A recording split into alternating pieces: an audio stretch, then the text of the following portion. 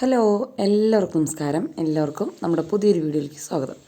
അപ്പോൾ അതാ നമ്മുടെ വീട് പണിയൊക്കെ കഴിഞ്ഞിട്ട്, അല്ലെങ്കിൽ വീട് റിനോവേഷനൊക്കെ കഴിഞ്ഞിട്ട് ഉള്ളൊരു ഡേ ആൻഡ് മൈ ലൈഫാണ് കേട്ടോ. Full day and my life. അങ്ങനെ രാവിലെ എഴുന്നേറ്റ് ഇന്ന് ഇത്തിരി നേരത്തെ എഴുന്നേറ്റ് കേട്ടോ. അതിൻ്റെ കാരണം എന്ന് വെച്ചാൽ തലേദിവസം ഞാൻ 9 മണിയായപ്പോഴേക്കും കിടന്നുറങ്ങി. ചിലപ്പോൾ എനിക്ക് അങ്ങനെ തീരെ വയ്യാന്ന് തോന്നുന്ന ദിവസങ്ങളിൽ നല്ല ഉറക്കമൊക്കെ വരികയാണെങ്കിൽ ചിലപ്പോൾ പണികളൊക്കെ അവിടെ കിടക്കട്ടെ എന്ന് വിചാരിച്ചിട്ട് നേരത്തെയൊക്കെ കിടക്കാറുണ്ട്.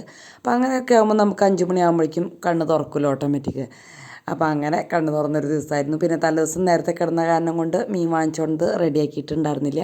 അല്ലെങ്കിൽ മീനൊക്കെ ക്ലീൻ ചെയ്ത് കറി വെച്ചിട്ടൊക്കെ കിടന്ന് ഉറങ്ങാറ്. ഇന്ന് അതൊന്നും ചെയ്തിട്ടില്ല കേട്ടോ. പിന്നെ ഇപ്പോൾ 5 മണിയിലായിട്ടുള്ളൂ. അപ്പോൾ അതൊക്കെ ചെയ്യാൻ നമുക്ക് ഇഷ്ടംപോലെ സമയമുണ്ട്.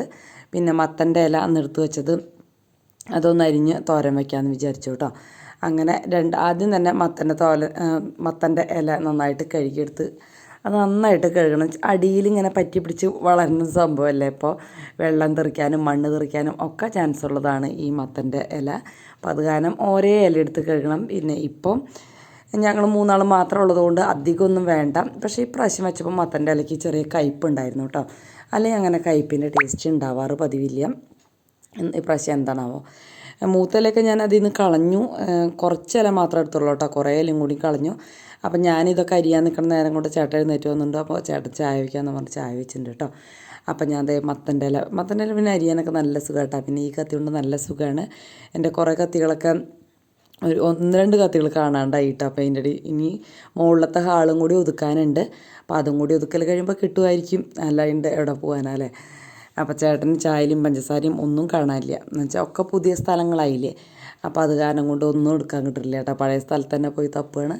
അപ്പോൾ ഞാൻ പിന്നെ വേഗം എടുത്തു കൊടുത്തു. അങ്ങനെ മത്തൻ്റെ അരിയിലൊക്കെ വേഗം കഴിഞ്ഞു. മീൻ പിന്നെ ഒരെണ്ണേ ഉള്ളൂ കേട്ടോ. വാളയാണ്, നാടൻ വാളയാണ്. നാടൻ വാള കറി വയ്ക്കുമ്പോൾ കുഴപ്പമില്ല. പക്ഷേ വളർത്തു വാളയാകുമ്പോൾ ഭയങ്കര എന്തോ ഒരു കുത്ത് മണമുണ്ട് കേട്ടോ. അപ്പോൾ പാല് പൊട്ടിക്കാനാണ് ചേട്ടൻ നടക്കുന്നത്. അപ്പോൾ ഇത് നല്ല അടിപൊളി കറിയായിരുന്നു. ഓരോ കഷ്ണം വറുക്കുകയും ചെയ്തു. പിന്നെ ചാള ഇട്ടിട്ടുണ്ടായിരുന്നു കേട്ടോ മീൻകാരൻ അതിൽ കുറച്ച്. അപ്പോൾ അതും കൂടി വറുത്തു. അപ്പോൾ അങ്ങനെ മത്തൻ്റെ ഇലയൊക്കെ അരിഞ്ഞ് ഞാൻ അടുപ്പത്തേക്ക് ഇടാൻ നിന്നില്ല. എന്താ വെച്ചാൽ മീൻകറി അടുപ്പത്തേക്ക് വെച്ചിട്ട് മത്തൻ്റെ ഇല അടുപ്പത്ത് വെച്ചാൽ മതി. പെട്ടെന്ന് തന്നെ ആവുമല്ലോ മത്തൻ്റെ ഇലയൊക്കെ. മീൻകറിക്കാണല്ലോ കുറച്ച് ആ ചട്ടി ഇങ്ങനെ ചൂടായി തിളച്ച് വരാൻ കുറച്ച് സമയം പിടിക്കും. ചൂടായ പിന്നെ പെട്ടെന്ന് തന്നെ ആവും. അവിടെയൊക്കെ ഒന്ന് ക്ലീൻ ചെയ്ത് പിന്നെ നമ്മുടെ വാളേനെ അങ്ങോട്ട് എടുത്തു. സാധാരണ മുറിച്ചിട്ടാണ് കൊണ്ടുവരാറ്. ഇതത്ര വലിയ വാളയിലൊന്നുമല്ല കേട്ടോ. 400 ഗ്രാം അങ്ങോട്ടേ ഉള്ളൂ. അപ്പം അധികമില്ലല്ലോ, അത്ര വലിപ്പമില്ലല്ലോ, കുഴപ്പമില്ല. അപ്പോൾ എനിക്ക് പറ്റുന്നുണ്ടായിരുന്നു. എന്നാലും ആ തുമ്പ് ഭാഗമൊക്കെ ഇത്തിരി ബുദ്ധിമുട്ടുണ്ടായിരുന്നു. പിന്നെ അങ്ങനെ ഒക്കെ ഒപ്പിച്ചു. ഇതൊക്കെ തലേദിവസം ചെയ്ത് വെക്കുന്നത് തന്നെയാണ് നല്ലതെന്ന് തോന്നി കേട്ടോ. എപ്പോഴും മീൻ ക്ലീൻ ചെയ്യാനും ഇതൊക്കെ തലേദിവസം ചെയ്ത് വെക്കുന്നത് തന്നെയാണ് നല്ലത്. പിന്നെ ഇതിന് ചെതമ്പലില്ലാത്ത കാരണം കൊണ്ട് നമുക്ക് ആ ഒരു ബുദ്ധിമുട്ട് അറിഞ്ഞില്ല. ചേട്ടൻ്റെ നാളികേരം ചെരുക്കി തന്നിട്ടുണ്ട്. പിന്നെ മാങ്ങ പൊട്ടിക്കാനായിട്ട് പോയിട്ടാ. നാടൻ വാള മാങ്ങ ഇട്ട് വെച്ചാലാണ് നല്ല ടേസ്റ്റ് ഉണ്ടാവുക എന്ന് പറഞ്ഞു. അപ്പോൾ അങ്ങനെ അപ്പം മാങ്ങ ഇട്ട് വയ്ക്കാമെന്ന് വിചാരിച്ചു. അങ്ങനെ മീൻ ക്ലീൻ ചെയ്യലൊക്കെ കഴിഞ്ഞു. കത്തിയും നമ്മുടെ ആ സിങ്കും ഒക്കെ ഒന്ന് ക്ലീൻ ചെയ്ത് അപ്പം തന്നെ ഇട്ടു. അപ്പോഴേക്കും നമ്മുടെ മാങ്ങ വന്നു. മീനും കഴുകൽ കഴിഞ്ഞു. അപ്പോൾ ഇനി വേഗം മീൻ കറിയും കൂടി അടുപ്പത്തേക്ക് വയ്ക്കാം കേട്ടോ. അപ്പോൾ മൺചട്ടിയിൽ തന്നെ വയ്ക്കാമെന്ന് വിചാരിച്ചു. മൺചട്ടി പോയി എടുത്തുകൊണ്ട് അത് വെച്ചു. വലിപ്പമുള്ള മൺചട്ടിയാണ് കേട്ടോ. എൻ്റെ ചെറുത് പൊട്ടിപ്പോയി. ചോറ് വാർത്തിട്ടുണ്ടായിരുന്നില്ല. അപ്പോൾ ചേട്ടാ അത് ചോറ് വാർത്തു. ഞാൻ മീൻകറി വയ്ക്കാനും മത്തൻ്റെ ഇല വയ്ക്കാനൊക്കെ ആയിട്ട് നിന്നു. പലഹാരം ഈ ഒരു ദിവസം ഉണ്ടാക്കിയില്ല കേട്ടോ. ചില ദിവസം ദോശ, വെള്ളയപ്പം അങ്ങനെയൊക്കെയാണ് ഉണ്ടാക്കുക. പുട്ട്, ഉപ്പുമാവ് ഒക്കെയാണ് ഇപ്പോഴത്തെ ഒരു കാര്യങ്ങൾ. ശ്രീകുട്ടൻ വരുമ്പോൾ കുറച്ചും കൂടി കൂടുതലായിട്ട് ആക്കണവനാകുമ്പോൾ കുറച്ചും കൂടി കഴിച്ചോളൂ. ആദ്യത്തെ 2 എണ്ണം 3 എണ്ണം ഒക്കെ അങ്ങനെ കഴിക്കുള്ളൂ കേട്ടോ. അപ്പോൾ അത് കാരണം കൊണ്ട് വലിയ ചിലവില്ല. ചേട്ടൻ ചിലപ്പോൾ 2 എണ്ണം കഴിക്കും, ഞാൻ 2 എണ്ണം കഴിക്കും, അത്രയേ ഉള്ളൂ. അപ്പോൾ അത് കാരണം ദോശയും ഇതൊന്നും ആയ സമയമൊന്നും അധികം വേണ്ട. ഇന്ന് പക്ഷേ ഇന്നലെ മാവാട്ടിയൊക്കെയാണ് ഞാൻ പറയില്ലേ, പെട്ടെന്ന് തന്നെ കിടന്നു എന്ന് പറഞ്ഞില്ലേ. അപ്പോൾ അത് കാരണം കൊണ്ട് എനിക്ക് ഇന്ന് ദോശ ഉണ്ടാക്കാനുണ്ടായില്ല. അപ്പം മാങ്ങ വേഗം ചെത്തി. നല്ല മൂവണ്ട മാങ്ങയാണ് കേട്ടോ. അപ്പോൾ പിന്നെ അത് നല്ല ടേസ്റ്റാണല്ലോ. അപ്പോൾ അതൊക്കെ ചെത്തി റെഡിയാക്കി ഇതേ മീനിലേക്ക് അങ്ങോട്ട് ഇട്ട് കൊടുത്തു. എനിക്ക് ചെറുതാക്കി അരിയുന്നതാണ് കേട്ടോ മാങ്ങ ഇഷ്ടം. പണ്ടൊക്കെ എൻ്റെ അമ്മയൊക്കെ ഒരു പുളുമാങ്ങ 2 പകുതിയാക്കാറ് പതിവുള്ളൂ. ഇത് ഞാൻ 3-4 പീസാക്കും കേട്ടോ. എനിക്ക് അധികം വീതിയുള്ളത് ഇഷ്ടമല്ല. പിന്നെ ഇഞ്ചിയും പച്ചമുളകും കറിവേപ്പിലും ഉപ്പും കൂടി ഇട്ട് കൊടുത്തിട്ടുണ്ട്. പിന്നെ കുറച്ച് നാളികേരം എടുത്ത് അരച്ച് വയ്ക്കാമെന്ന് വിചാരിച്ചു കേട്ടോ. വേഗം കഴിയണമെങ്കിൽ അതാണ് ഒരു എളുപ്പപ്പണി. അതിലേക്ക് ഇത്തിരി മുളക് പൊടിയും മല്ലിപ്പൊടിയും മഞ്ഞൾപ്പൊടിയും കൂടിയും ചേർത്ത് നന്നായിട്ടൊന്ന് അരച്ചെടുക്കുകയാണ് കേട്ടോ. നന്നായിട്ട് അരച്ചെടുക്കുക. നല്ല മിക്സി ഒക്കെ വെച്ചാൽ നമുക്ക് നല്ല ടേസ്റ്റ് തന്നെയാണ്. പിന്നെ തേങ്ങാപ്പാൽ പിഴിഞ്ഞതിൻ്റെ ടേസ്റ്റ് കിട്ടില്ല. എന്നാലും നമുക്ക് പെട്ടെന്ന് തന്നെ ജോലി എളുപ്പം കഴിയാൻ എപ്പോഴും അരച്ച മീൻ കറിയാണ് എപ്പോഴും എളുപ്പം. പാൽ പിഴിയാൻ കുഴപ്പമില്ല, എന്നാലും എനിക്ക് തോന്നും കുറച്ച് സമയം കൂടുതൽ വേണ്ടി വരും എന്ന് തോന്നും കേട്ടോ. അപ്പോൾ അങ്ങനെ അത് അരച്ചെടുത്ത് അതിലേക്ക് അതും കൂടി വെച്ച് ആവശ്യത്തിനുള്ള വെള്ളം കൂടി മിക്സ് ചെയ്ത് അതങ്ങനെ അടുപ്പത്ത് വെച്ചതിന് ശേഷം നമ്മുടെ മത്തൻ്റെ ഇലയ്ക്ക് വേണ്ടിയിട്ട് ചീനിച്ചട്ടി അടുപ്പത്ത് വെച്ചിട്ടുണ്ട്. അതിലിത്തിരി വെളിച്ചെണ്ണ ഒഴിച്ചിട്ടുണ്ട്. അപ്പോൾ ചേട്ടൻ ചെടി നനയ്ക്കാൻ പോകുന്നു. അപ്പം ഞാൻ വിചാരിച്ചു എന്നാൽ പിന്നെ എനിക്ക് മിറ്റം കൂടി അടിക്കാമല്ലോ ആ നേരത്ത്. ഇപ്പോൾ ചെടി കൂടുതൽ വന്നപ്പോൾ അതൊരു ഇഷ്ടമാണ്. അപ്പം ഞാൻ മത്തൻ്റെ ഇല ഇപ്പോൾ വയ്ക്കാനായിട്ട് നിന്നില്ല, വേഗം ഞാനും മുറ്റത്തേക്ക് പോന്നു. അവിടെ ഇരുമ്പുളിയുടെ ഇല വീണിട്ട് ഉമർത്തന്നെ നിറഞ്ഞു കേട്ടോ. എന്നോട് എല്ലാവരും വെട്ടിക്കളയാൻ പറഞ്ഞത്, പക്ഷേ ഒരെണ്ണം പിടിച്ച് കിട്ടിയത് വെട്ടിക്കളയാനായിട്ട് ഒരു ബുദ്ധിമുട്ട്. നമ്മുടെ അച്ഛൻ്റെ പരിപാടിയൊക്കെ നടന്ന സമയത്ത് ഈ ഇരുമ്പുളി ചെറുതായിരുന്നു. അപ്പോൾ എന്നോട് പറഞ്ഞ് ഇരുമ്പുളി ഉമർത്ത് വേണ്ട, നിറയെ പുളി പഴുത്ത് വീഴും, അത് ഇലയൊക്കെ ആവും, അതൊക്കെ വെട്ടിക്കളയാനായിട്ട് പറഞ്ഞു. പക്ഷെ പിടിച്ച ഒരു തൈ വെട്ടിക്കളയാനായിട്ട് എനിക്കൊരു ഇഷ്ടം ഉണ്ടായിരുന്നില്ല.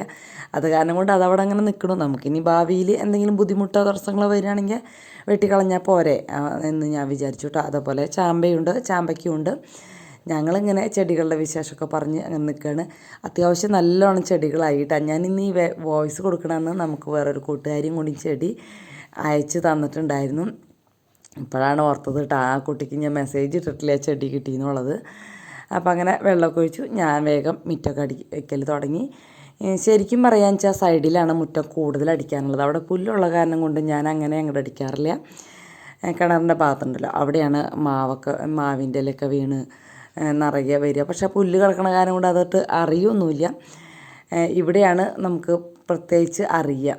അങ്ങനെ മുറ്റടിയും കൂടി കഴിഞ്ഞ് കഴിഞ്ഞാൽ പിന്നെ എൻ്റെ പരിപാടി കഴിഞ്ഞു. പിന്നെ അടിച്ചു വാരലിപ്പം രാത്രിക്കാവും ചിലപ്പോൾ അടിക്കുക, ചിലപ്പോൾ രാവിലെ അടിക്കും.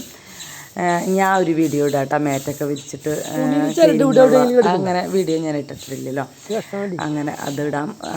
അപ്പോൾ ഇവിടെ പുല്ല് മുഴുവനായിട്ടില്ല, എല്ലാം കടിക്കണ്ട കൂട്ടുകാർക്ക്. അതിനിടയ്ക്ക് തൈരിൻ്റെ കുപ്പി ഉണ്ടല്ലോ, അത് പൊട്ടിയിട്ട് ആദ്യത്തിൻ്റെ കയ്യിൽ നിന്ന് ആദ്യത്തെ ഫ്രിഡ്ജ് തുറന്നപ്പോൾ അതും കൂടി വീണു എന്നാണ് പറഞ്ഞത്. അമ്മയായാലും പൊട്ടും, ഞാൻ അറിഞ്ഞുകൊണ്ട് പൊട്ടിച്ചതല്ല എന്നൊക്കെ പറയുന്നുണ്ട്. അപ്പം എനിക്കത് എങ്ങനെ വെടുപ്പാക്കണമെന്ന് ഒരു പിടിയില്ല. അപ്പം ഞാൻ തൈര് മാറ്റിയിട്ട് ചില്ല് മാത്രമായിട്ട് എടുക്കും വേണ്ടേ. അപ്പം ഞാനതൊരു തുണിയിലേക്ക് ഒഴിച്ചിട്ട് അവിടെ പൊതിഞ്ഞിട്ട്, അപ്പോൾ തുണിയുടെ ഉള്ളിൽ നിന്ന് തൈരിങ്ങനെ വാർന്ന് പോയി ചില്ല് മാത്രമായിട്ട് കിട്ടി നമുക്ക് പൊതിഞ്ഞിട്ട് കളയാമല്ലോ. അത് തൈര് അങ്ങനെ തന്നെ പുറത്ത് വെച്ചിട്ടുണ്ടെങ്കിൽ ചിലപ്പോൾ പൂച്ചയൊക്കെ വന്ന് കഴിക്കും, അവർക്കത് ഇഷ്ടമാണല്ലോ. അപ്പം ഒറ്റങ്ങളെ നാവ് മുറിഞ്ഞെങ്കിലോ എന്ന് വിചാരിച്ചിട്ട് ഞാൻ അങ്ങനെ ചെയ്തത് കേട്ടോ. അത് കഴിഞ്ഞ് മുറ്റടിയൊക്കെ കഴിഞ്ഞ് വന്ന് മത്തൻ്റെ ഇല വെളിച്ചെണ്ണയൊക്കെ ഒഴിച്ച്, മത്തൻ്റെ ഇലയിൽ വെളുത്തുള്ളി ഞാൻ ഇടാറുണ്ടായിരുന്നു, ഇപ്രാവശ്യം ഇട്ടില്ല കേട്ടോ. അതിൻ്റെയാണോ ആ കയ്പ്പ് മുന്നിട്ട് നിന്നായിരുന്നെന്ന് അറിയില്ല. പ്രാവശ്യം ചെറിയൊരു കയ്പ്പുണ്ടായിരുന്നു. അങ്ങനെ അപ്പോൾ ചുമന്നുള്ളി നന്നായിട്ട് ചതച്ച് ചേർത്തു, കറിവേപ്പിലും പിന്നെ കുത്തുമുളകും ചതച്ച മുളക് കേട്ടോ ഇട്ടു. പിന്നെ മത്തൻ്റെ ഇലയും കൂടി ഇട്ട് കൊടുത്തു. ഞാൻ ഇലക്കറികൾ വയ്ക്കുമ്പോൾ അപ്പം തന്നെ ഇളക്കില്ല, ചെറുതായിട്ടൊന്ന് അടി ഇളക്കും കേട്ടോ, മുളക് കരിയാണ്ടിരിക്കാൻ. പിന്നെ മൂടി വെച്ച് അതൊന്ന് നന്നായിട്ട് ആയതിന് ശേഷമാണ് മിക്സ് ചെയ്യുള്ളൂ. ആ നേരം കൊണ്ട് മീൻ വരയ്ക്കാനുണ്ടായിരുന്നു, അതൊന്ന് മീൻ വരച്ച് വെച്ചു എന്ന് പറയണല്ലേ. പിന്നെ എന്താ ഉപ്പിട്ട് കൊടുത്തു. ഉപ്പും ഇതേപോലെ കുറച്ച് കഴിഞ്ഞിട്ട് ഇട്ടാൽ മതി എന്ന് വെച്ചാൽ നമുക്ക് ആദ്യം ഇടുമ്പോൾ കുറേ കറി ഉണ്ടെന്ന് വിചാരിച്ചിട്ട്, കുറേ ഇലയുണ്ടെന്ന് വെച്ചിട്ട് കുറേ ഉപ്പിടും. പക്ഷെ ഒന്ന് വാടി കഴിയുമ്പോൾ അതൊരു തരിയേ ഉള്ളൂ എന്ന് നമുക്ക് മനസ്സിലാവുക. നന്നായിട്ട് നാളികേരം ഇടണം കേട്ടോ, മത്തനിലയിലൊക്കെ. അത് റെഡിയായി പെട്ടെന്ന് തന്നെ ആവും കേട്ടോ. പിന്നെ അതാ നമ്മുടെ മീൻ വറുക്കാനായിട്ട് വെച്ചു. നമ്മുടെ മീനിൻ്റെ മുളക് മസാലയൊക്കെ ഉണ്ടാക്കി വെച്ചിട്ടുണ്ടായിരുന്നില്ല, അത് കാരണം പ്രത്യേകിച്ച് പണിയൊന്നും ഉണ്ടായിരുന്നില്ല, അതങ്ങോട്ട് എടുത്തിട്ടുണ്ടായുള്ളൂ. മീൻ ഇതാ തിളച്ച് കുറുതായി നല്ല സെറ്റായിട്ട് അവിടെ ഇരിപ്പുണ്ട്. അതിനിടയ്ക്ക് ഞാൻ ഉള്ളി അടുപ്പത്തിട്ടിട്ടാണ് ഈ പാത്രം കഴുകാൻ നിൽക്കുന്നത്. ഉള്ളി കുറേശ്ശെ കരിഞ്ഞു. ഞാനത് കണ്ടില്ല, ചേട്ടൻ കണ്ടിട്ട് ഓടി വന്ന് ഓഫ് ചെയ്തിട്ടതിന് ശേഷമാണ് ഞാൻ കണ്ടത്. കൂട്ടുകാർക്ക് ഈ അരിയത്ത് നോക്കിയാൽ കാണാൻ പുക പോണത് കേട്ടോ, ഉള്ളി കരിഞ്ഞിട്ട്. എന്നാലും പിന്നെ വലിയ കരിച്ചിട്ടുണ്ടായില്ല, അത് കാരണം ഞാനത് എടുത്ത് വലിച്ച് കളയാനൊന്നും നിന്നില്ല, അതിലേക്ക് തന്നെ ഒഴിച്ചു. മീൻ കറിക്ക് കുഴപ്പമൊന്നും ഉണ്ടായിരുന്നില്ല. അങ്ങനെ പാത്രങ്ങൾ ഈ ഒരു ട്രേ ഇവിടെ വച്ചോടുകൂടി ആദിത്യൻ ചോറൊക്കെ കൊണ്ട് കഴിയുമ്പോൾ പാത്രങ്ങൾ കഴുകിയതിൽ വെക്കുന്നുണ്ട് കേട്ടോ. അവനങ്ങനെ വെക്കാനുള്ള സ്ഥലമായല്ലോ, അതുകൊണ്ടായിരിക്കാം. മീൻ കറിക്ക് റെഡിയായി. പിന്നെ കുഞ്ഞ് ചീനിച്ചട്ടിയിലാണ് ഞാൻ മീൻ വറുക്കാൻ വെച്ചത്. അതിൻ്റെ കാരണം എന്ന് വെച്ചാൽ പെട്ടെന്ന് തന്നെ ആവാനാണ് കേട്ടോ. ചേട്ടൻ പോവാറായിട്ടുണ്ട്, അപ്പോൾ പോകുമ്പോൾ കൊണ്ടുപോവുക അല്ലെങ്കിൽ കഴിക്കുക ഒക്കെ ചെയ്യാമല്ലോ, അത് കാരണം കൊണ്ട് ചെറുതിലേക്ക് വെച്ചു. പിന്നെ ചേട്ടന് വേഗം ചോറ് പകർത്തി കൊടുത്തു. അപ്പോൾ ചോറും മത്തൻ്റെ ഇലയും മീൻ വറുത്തതും പിന്നെ മീൻകറി. ഇത്രയാണ് ഇന്നത്തെ കാര്യങ്ങൾ. ചിലപ്പോൾ ഒരു ഉപ്പേരി മാത്രവും അല്ലെങ്കിൽ ചിലപ്പോൾ ഒരു ചാറ് മാത്രം ഒക്കെ ഉള്ള ദിവസമൊക്കെ ഉണ്ടാവാറുണ്ട് കേട്ടോ. എന്നും 2 തരം കറി അങ്ങനെയൊന്നും വെക്കാറില്ല. ഇപ്പോഴത്തെ ഒരു ഇതിൽ ശ്രീകുട്ടൻ കൂടി ഇല്ലാണ്ടായപ്പോൾ അങ്ങനെ 2 തരം 3 തരം വെച്ചാലൊന്നും ചിലവില്ല. എടുത്ത് കളയാൻ വേണ്ടിയിട്ട് നമുക്ക് കറി വയ്ക്കേണ്ട ആവശ്യമില്ല. അത് കാരണം കൊണ്ട് ഇപ്പോൾ എപ്പോഴും വളരെ കുറച്ച് കറികളാണ് വയ്ക്കുക. അതുകൊണ്ടാണ് കേട്ടോ സ്പെഷ്യലൊന്നും ഇടാത്ത. സ്പെഷ്യലായിട്ടുള്ള കുക്കിംഗ് ഒക്കെ ഇടാനായിട്ട് പണ്ടത്തെ പോലെ ഇടാനായിട്ടൊക്കെ കമൻ്റ് ഉണ്ടായിരുന്നു. വറുത്തരച്ച മുട്ടക്കറിയൊക്കെ പറഞ്ഞിട്ടുണ്ടായിരുന്നു. പക്ഷേ ഇത് അരച്ച് വച്ചിട്ട് ഇവിടെ ചിലവ് വേണ്ടേ, അതുകൊണ്ടാണ് ഇതിൽ കാണിക്കാൻ വേണ്ടി മാത്രം ഉണ്ടാക്കിയിട്ട് അതെടുത്ത് കളയാമെന്ന് പറഞ്ഞാൽ അതെനിക്കിത്തിരി വിഷമമുള്ള കാര്യമാണ് കേട്ടോ. അതുകൊണ്ടാണ്. അപ്പോൾ ശ്രീകുട്ടി കൂടി വരട്ടെ, എന്നിട്ട് നമുക്ക് സ്പെഷ്യലൊക്കെ കാണിക്കാം കേട്ടോ. ഞാൻ ചേട്ടൻ ആ ഇങ്ങനെ ചൂടോടുകൂടി ആ മീൻ കറിയൊക്കെ ഉണ്ടാക്കുമ്പോൾ ഇത്തിരി ചോറിനും അല്ലെങ്കിൽ കഴിക്കില്ല കേട്ടോ. അപ്പോൾ അവിടെ അങ്ങനെ നിന്നിട്ടാണ് കഴിക്കുക, പുറത്തേക്കൊക്കെ നോക്കിയിട്ട്. അങ്ങനെ ചേട്ടൻ്റെ ലഞ്ച് ബോക്സ് റെഡിയായി. അത് കഴിഞ്ഞ് പിന്നെ ഞാനൊരു ഓട്ടപ്പാച്ചിലാണ് കേട്ടോ. ചേട്ടൻ പോയി കഴിഞ്ഞാൽ ആ ഒരു സമയത്ത് വീഡിയോ എടുക്കാനായിട്ട് എനിക്ക് എന്തായാലും പറ്റില്ല. പിന്നെ വേഗം ഒന്ന് കൗണ്ടർ ടോപ്പ് തുടച്ചും കൂടി ഇട്ടു. അങ്ങനെ എൻ്റെ അടുക്കളയിലത്തെ മൊത്തം പണി കഴിഞ്ഞു. പിന്നെ എനിക്ക് ചിലപ്പോൾ ചോറൊക്കെ പകർത്താൻ ആദ്യത്തിനായിരിക്കും. ഇപ്പോൾ പക്ഷേ ആദ്യത്തിന് എക്സാം ആയാലും കുറച്ച് നാളായിട്ട് ഹെൽപ്പൊന്നുമില്ല. ചേട്ടൻ എന്തൊക്കെയോ പറയുന്നുണ്ട് കേട്ടോ, എനിക്കറിയില്ല. അപ്പോൾ അങ്ങനെ സിങ്കും കൂടി ഒന്ന് ജസ്റ്റ് ഒന്ന് തേച്ച് കഴുകിങ്ങോട്ട് വെച്ചു. അല്ലെങ്കിൽ വൈകുന്നേരം വരുമ്പോഴേ ഭയങ്കര ബുദ്ധിമുട്ടാണ് ആകാലം കോലമായിട്ട്. ചിലപ്പോൾ അങ്ങനെ ഇട്ടിട്ട് പോകേണ്ടിയൊക്കെ വന്നിട്ടുണ്ട്. പക്ഷേ പരമാവധി പണികൾ കഴിക്കും. അങ്ങനെ ചേട്ടൻ യാത്രയിൽ പോയി. ഞാനത് കഴിഞ്ഞ് ഞാനും ഡ്രസ്സൊക്കെ മാറി ഇതാ ഓട്ടാണ് കേട്ടോ. അപ്പോൾ ഇങ്ങനെ ഫ്രണ്ട് മൊബൈൽ പിടിക്കുമ്പോൾ അത്ര നന്നാവില്ല. പറ്റണ പോലെയൊക്കെ പിടിച്ചു. അത് കഴിഞ്ഞ് ഇതാ വൈകുന്നേരം വന്നപ്പോൾ ചിക്കൻ കറി വീണ്ടും ചിലവായിട്ടില്ല. അപ്പം ഞാൻ വേഗം വന്ന വഴി തന്നെ 2 ഉരുളക്കിഴങ്ങെടുത്ത് പുഴുങ്ങാൻ വെച്ചിട്ടുണ്ടായിരുന്നു. പിന്നെ സവോളയൊക്കെ സെറ്റാക്കി വെച്ചിട്ടുണ്ടായിരുന്നു, അതും ഒന്ന് അരിഞ്ഞെടുത്തു. ഇഞ്ചിയും പച്ചമുളകും പെട്ടെന്ന് തന്നെ ഉണ്ടാക്കാമല്ലോ നമുക്ക്. അങ്ങനെ ചീനച്ചട്ടി അടുപ്പത്ത് വെച്ചിട്ട് അരിക്ക് വെളിച്ചെണ്ണ ഒഴിച്ചിങ്ങാണ്ട് സവോളയും ഇഞ്ചിയും പച്ചമുളകും കറിവേപ്പിലയും കൂടിയൊക്കെ അരിഞ്ഞിട്ടു. പിന്നെ കുറച്ച് മല്ലിയിലയും ഒക്കെ ഇടാം കേട്ടോ നമുക്ക്. ഞാനിതിൽ ചുവന്ന മുളക് പൊടി ചേർത്തില്ല. സവോളയും പച്ചമുളകും കുരുമുളക് പൊടിയേ ചേർത്തുള്ളൂ. ചുവന്ന മുളക് പൊടി നമ്മുടെ ചിക്കൻ കറിയാണല്ലോ, ഈ ചിക്കൻ റോസ്റ്റാണല്ലോ ഈ കട്ട്ലേറ്റ് ആക്കാൻ പോണത്. അപ്പോൾ അത് കാരണം കൊണ്ട് അതിലും ഉണ്ട് മുളക്. അപ്പോൾ അങ്ങനെ ഇഞ്ചി വെളുത്തുള്ളി പേസ്റ്റൊക്കെ തയ്യാറാക്കി വെച്ചിട്ടുണ്ടല്ലോ. അപ്പോൾ അതൊക്കെ ഭയങ്കര ഈസിയാണ് കേട്ടോ ഇങ്ങനത്തെ സംഭവങ്ങളൊക്കെ ഉണ്ടാക്കുമ്പോൾ. അല്ലെങ്കിൽ പിന്നെ സവോള ഒപ്പിട്ട് നമ്മൾ ഒന്ന് ചെറുതായിട്ട് അരിഞ്ഞാലും മതി. പിന്നെ കുരുമുളക് പൊടി, മസാലപ്പൊടി, മഞ്ഞൾപ്പൊടി ഇത്രയാണ് ഞാൻ ഇട്ട് കൊടുത്തത്. പിന്നെ പൊടികളൊന്നും ചേർത്തില്ല കേട്ടോ. ഇത്രയ്ക്കൊക്കെ തന്നെ ധാരാളം. അപ്പോൾ ഉപ്പും കൂടിയും ചേർത്ത് നന്നായിട്ട് മിക്സ് ചെയ്തു. അതിലേക്ക് ഉരുളക്കിഴങ്ങ് പൊടിച്ചതും പിന്നെ ചിക്കൻ ഞാൻ എല്ലൊക്കെ വിടിയിച്ച് വെച്ചിട്ടുണ്ടായിരുന്നു, അതും കൂടി ഇട്ട് കൊടുത്ത് നന്നായിട്ട് മിക്സ് ചെയ്തു. പിന്നെ ഓരോ ഉരുളകളായിട്ട് എടുത്തിട്ട് ഇങ്ങനെ എടുത്തു. പിന്നെ എഗ്ഗ് വൈറ്റിലാണ് മുക്കേണ്ടത്. ഞാൻ 2ഉം കൂടി അടിച്ചെടുക്കും കേട്ടോ. ഇത്തിരിച്ച പതയിൽ വരും, എന്നാലും കുഴപ്പമൊന്നുമില്ല. ആ മുട്ട ഇനി വേറെ ലേലം വിളിക്കാൻ നിൽക്കണം, ആർക്കാ വേണ്ടതെന്ന് ചോദിച്ചിട്ട്. അപ്പോൾ അതിൽ നല്ലത് ഇങ്ങനെ തന്നെയാണെന്ന് വിചാരിച്ചിട്ട് അങ്ങനെ ഫ്രൈ ആക്കാൻ വെച്ചു. എന്നിട്ടും ഒരു 5-6 എണ്ണം ബാലൻസ് ആയി കേട്ടോ. അപ്പം ഞാനത് അങ്ങനെ തന്നെ ഒരു ബോക്സിലാക്കിയിട്ട് ഫ്രീസറിലേക്ക് വെച്ചു. അപ്പോൾ പിറ്റേ ദിവസം നമുക്ക് ഫ്രൈ ആക്കി എടുത്തിട്ടുണ്ടെങ്കിൽ നമുക്ക് കഴിക്കാമല്ലോ, വൈകുന്നേരം വരുമ്പോൾ തന്നെ പെട്ടെന്ന് തന്നെ ആക്കാമല്ലോ. അപ്പോൾ ഇത് ഇങ്ങനെ വെച്ചിട്ട് ഫ്രീസറിലേക്ക് വെച്ചു കേട്ടോ. എന്നാലാണ് നല്ലത്.